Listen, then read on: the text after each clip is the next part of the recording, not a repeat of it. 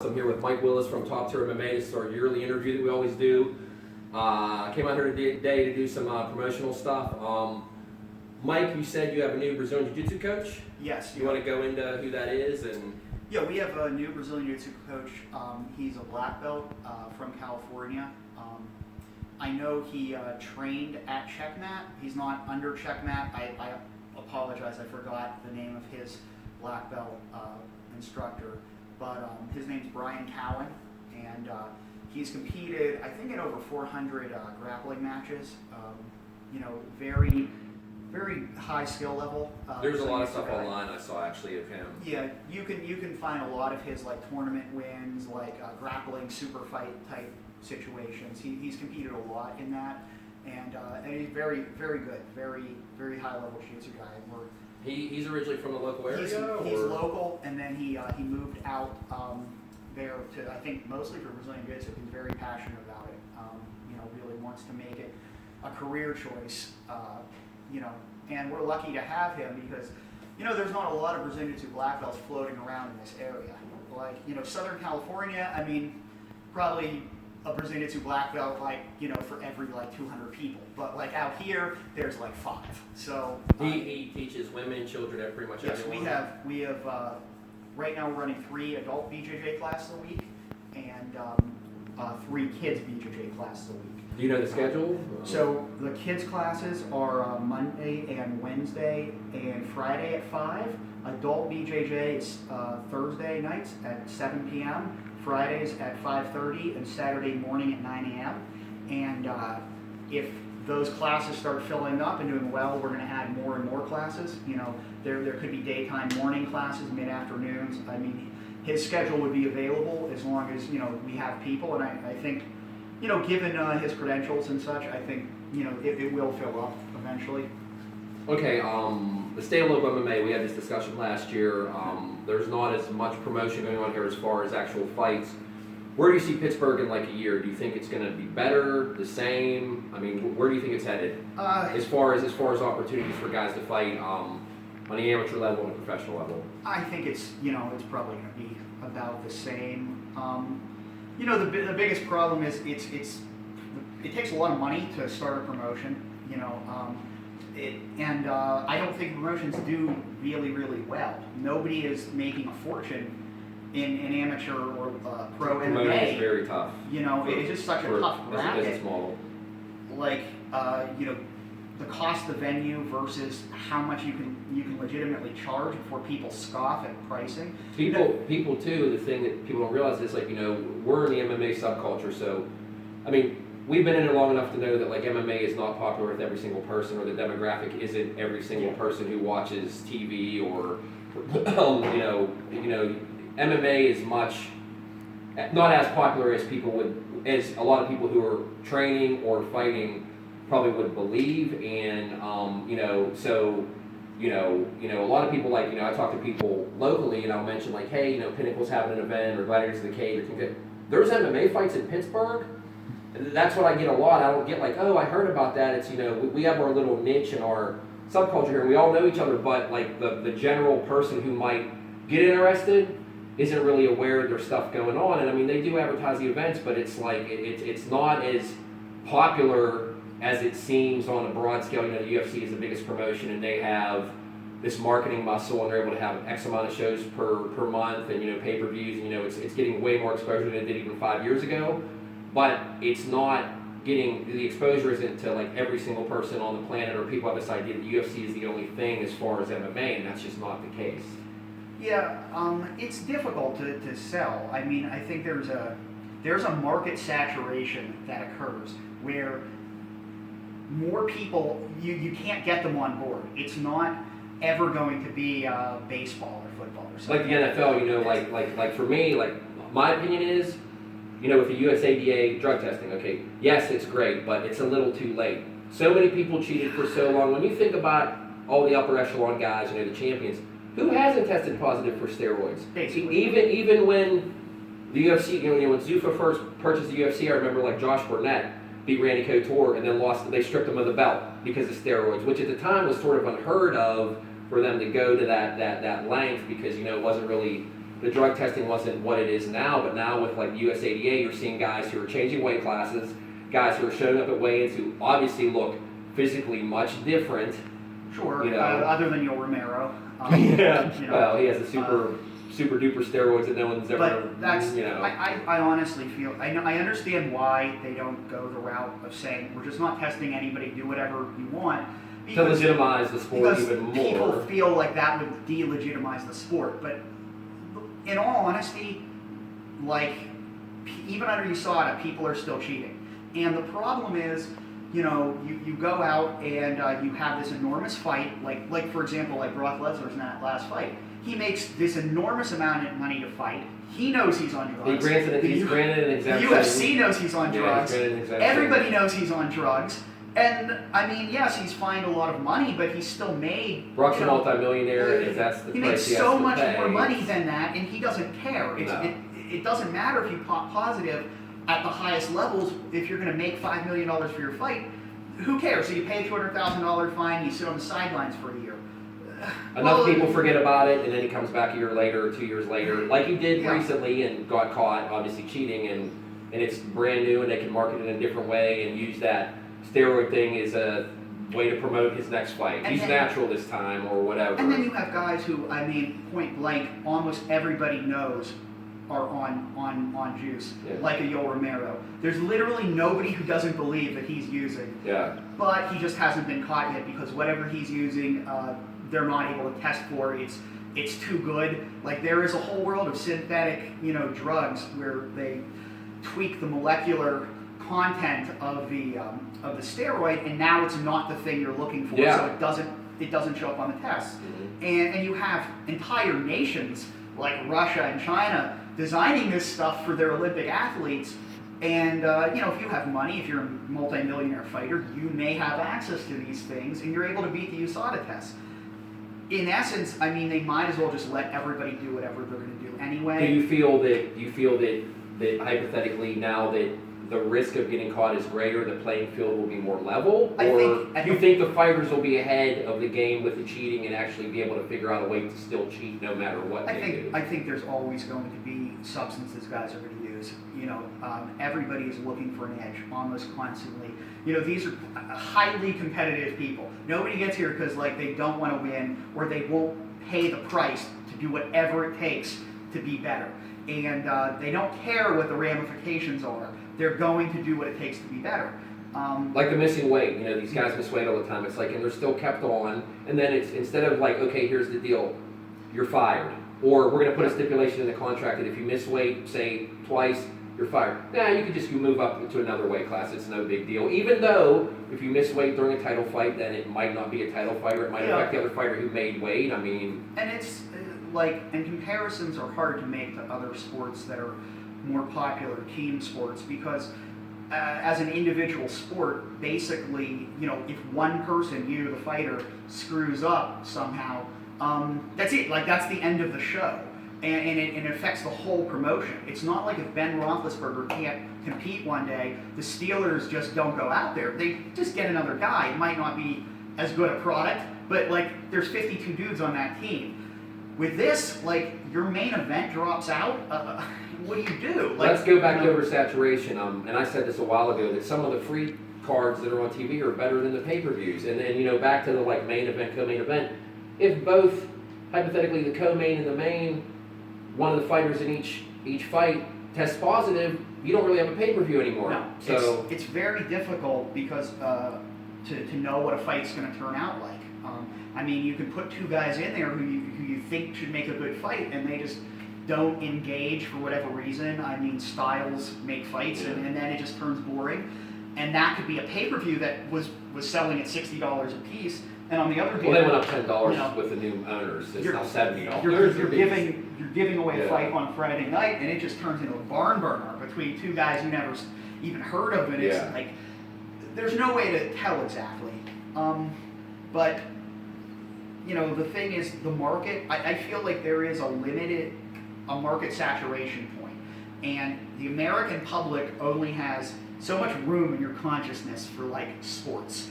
And most people, you know, are loyal to like a team, a city, or a college, because that's kind of a culture that they grew up in. Everybody in their family roots for this thing. So, and they probably played it in high school.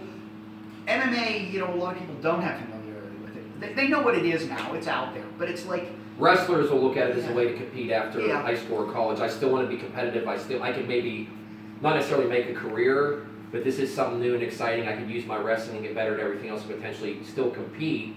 So wrestlers have more of a knowledge of it, because like a lot of wrestlers obviously even now are in the sport and are getting in the sport. And even like 10 years ago, you had Matt Hughes and Randy Couture and people like that who were, people knew not just from MMA but from wrestling. So like, do you think that like now you think pretty much like, people are still at the same point where like, you got the casual fans and the hardcore fans. Hardcore fans don't care what organization it is, as long as the fights are good and they can actually, it's a skilled fight. They're going to watch anything, but I mean, your more casual fans, are the people, they know who Conor McGregor is, they know who Ronda Rousey is, they know people that Fox Sports will cover, they know people that will make the talk show circuits, they know people that have been in movies.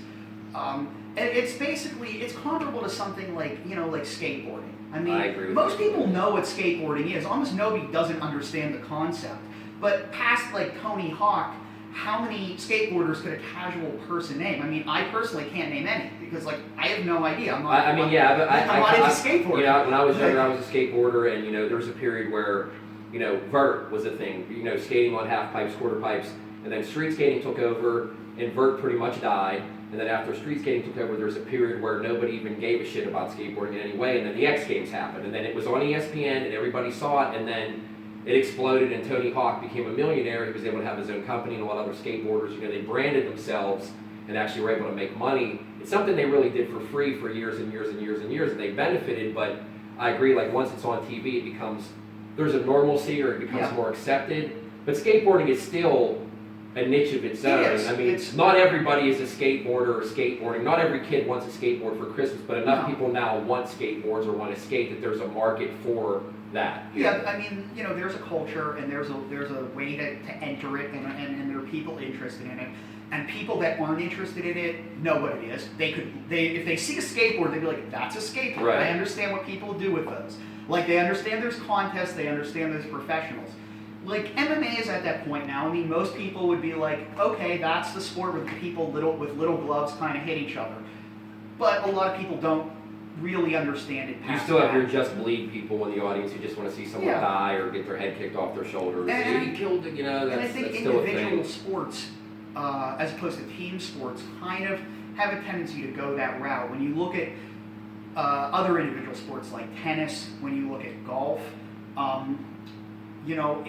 most of the fans who really watch tennis and golf are people that play tennis and golf. And actually understand and appreciate what's going on, be it golf or, this particular golf swing, or this works for this particular club. And MMA is the same thing. Oh, he's going from arm bar to a triangle, or he's transitioning from this submission. And that's people who are educated about the actual sport. I always found golf to be, incredibly boring to watch. I don't understand why people watch it. And someone explained to me, it's that the pros you see playing on that course, you can play on that course too. So you can measure yourself against those pros. So there's like a real understanding as far as like how good they are versus how good you are. A technical aspect, just like jiu-jitsu or anything else. And I think people who train MMA, people who do jiu-jitsu, kickbox, whatever, you see those guys and you understand how good they are versus where you're at. Sometimes there's even direct connections. Like, your instructor was trained by that guy who's in the UFC now. Yeah, like the guy that's like, you have people that come to MMA gyms, are like, I used to box, and then they're like, I want to spar, and then you get your like amateur with under 5 fights, and the person you're scared he's going to die against you. Your amateur who really is just wet behind the ears, and the people don't realize until they get a gauge of where they're at. Like, I think that's the thing with individual solo sports, where you have an individual competing as opposed to a team sport. Most of the fan base is people that actually participate. At some point, they have some training. Whereas, football. I'm a Steelers fan, but I never played high school football. Other than playing football on my lawn as a kid, I never put on a uniform. I've never done anything like that. But I'm a football fan, I guess. Sort of the same with baseball. The only reason I'm not a basketball fan is Pittsburgh doesn't have a basketball team. It's more of a cultural thing. Do you think, to digress past that, the new owners of the UFC, do you believe the UFC will thrive in the next 2 years or fail? And what do you think about the pro wrestling style marketing and them giving precedence to, we're going to push this fighter and market this fighter way harder than the actual, like Ronda Rousey and Amanda Nunes. They haven't even really talked about Nunes being the champion. It's all Rousey because they know that that's money in the bank. Do you think that will continue and get worse? Do you think it'll even out? What do you think? It's going to continue and get worse. I mean, all I can say about it is it's probably the best move for the UFC financially. It's how money is generated in this sport. Recouping the investment is priority number one. Obviously, $4 billion is not chump change. That's $4 billion. This is an individual sport. You market individuals. You are not. It is hard to sell the sport to people who have never done it before. How do you sell this to people that are fans that are so casual? They never hit a person in their entire life, let alone done it at this level. That's right. They have no understanding of this. It's in a ball sport, where they probably played it at some point. So you can't sell them the sport. What you can sell them is a personality. You can sell them a movie star, a guy, a girl.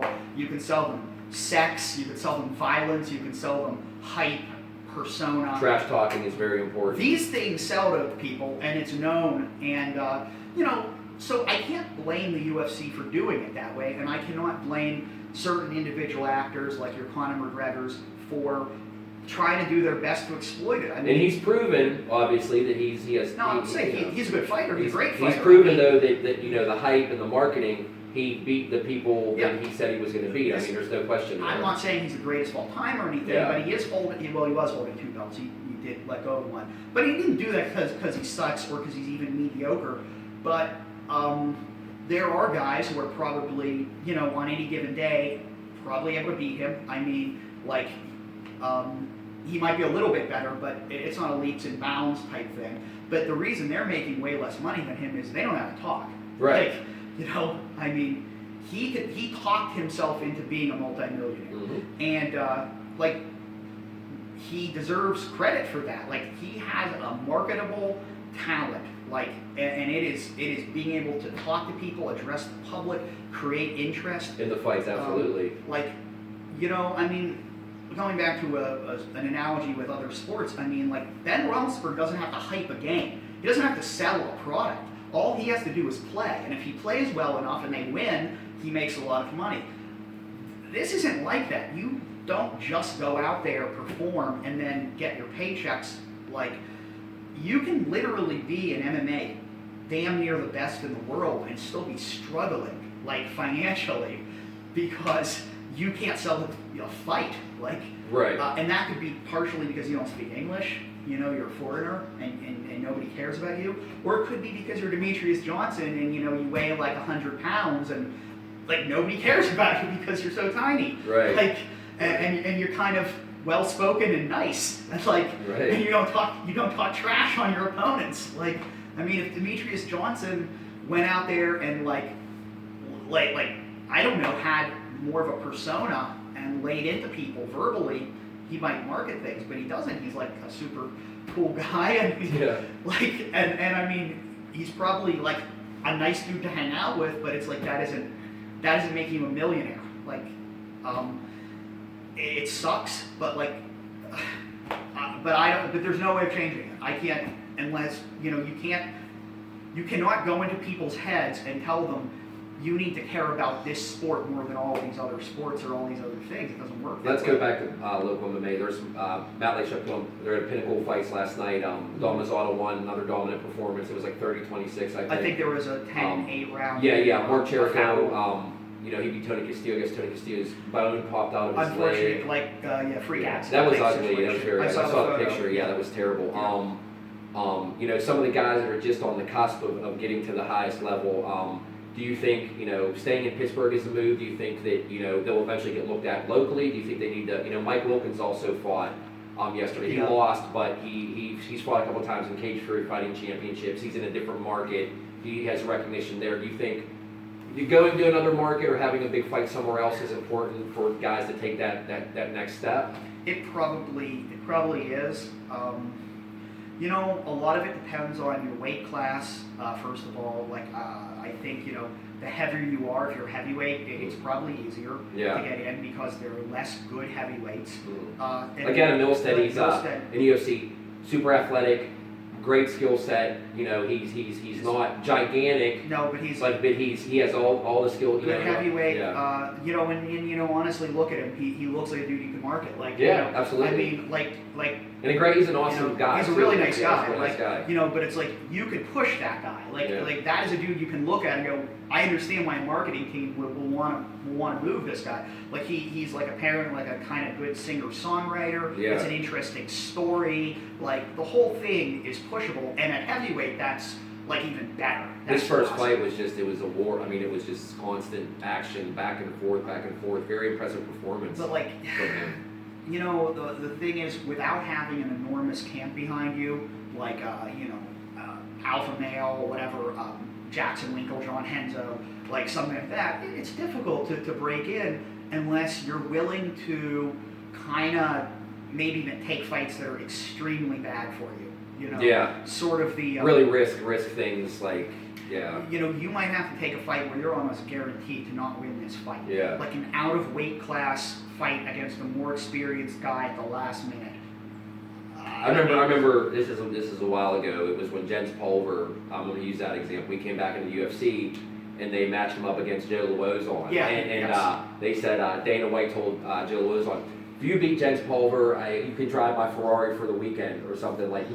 Assuming that Jens would go in and he would knock Joe Lauzon out, and it actually went the other way around. It was Jen's first fight back, and Joe Lauzon knocked him out in the first round. So that's an example of that, like really risking putting your name on the map by actually really taking something on that really you shouldn't, but you have an opportunity if you win to get to another place in your career. And I mean, it sucks because I don't really think that the way you should be getting into the UFC is having to do a fight where you have a very limited chance of winning, or the other way of getting the UFC is you got to be able to be TV personality wise, purple hair tattoos to get on the show or something. Which they're going to be stopping Ultimate Fighter. I guess I saw recently. I mean that sucks. It's really run its course though. It's produced a lot of good fighters, but in my opinion, it's also created a situation where there's a never-ending supply of okay fighters who they could throw on cards because the casual fan does not know the difference between elite and entry-level top. You know what I mean? Yeah. Like, I mean, you know, and I would say like of the guys right now. And not saying that like anybody that is local that's been on the Ultimate Fighter, like I mean Josh Stansberry I feel belongs in the UFC obviously, but like some of the shows you'd have like, you know, if you had X amount of guys, I'd pick usually these 3 or 4 guys are definitely UFC level, and these other guys are cannon fodder for these guys to basically kill to get there. You know, I would usually pick more often than not the winner of the tournament after I saw everybody fight the first time. I mean that's how easy it was for me to sort of know. So right now, Don Mazzotta is probably the guy with the best potential. 2 titles. I mean, he's just on it. And he has a strong schedule too. He's been active and busy. He's generally fought, you know, good competition. He hasn't taken any easy fights. He's won the fights handily.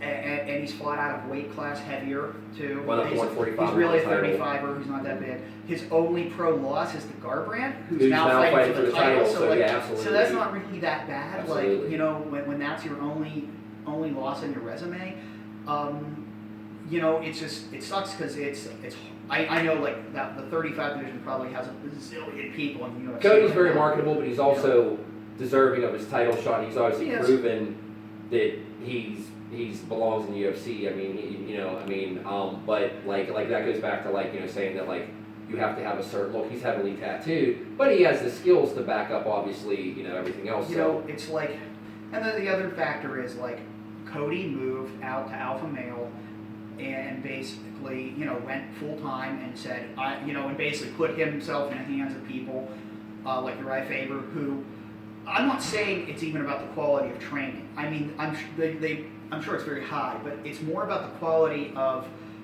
introductions. It's who you know. And also, alpha male was like 135 and 145 heaven. I mean, you have all the lower weight class guys there. Dillashaw was there. Chad Mendez, I think.